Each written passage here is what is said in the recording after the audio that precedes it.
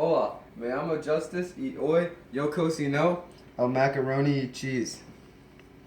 Primero, llenen una maceta pot con agua.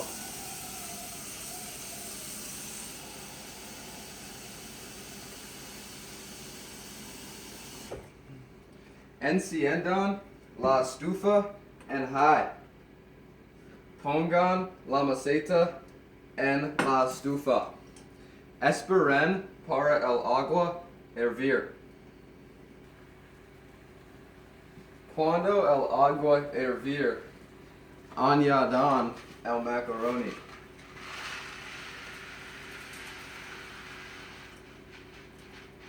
No cocinen para mucho tiempo, solo 7 minutos. Mezclen el macaroni. Después de 7 minutos, pongan el macaroni en un colador, strainer.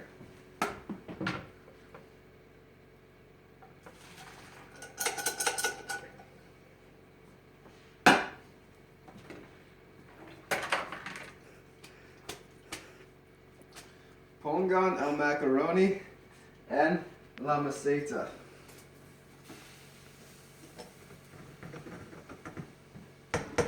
Y después rechacen, turn down el estufa en low. Añadan el leche, el queso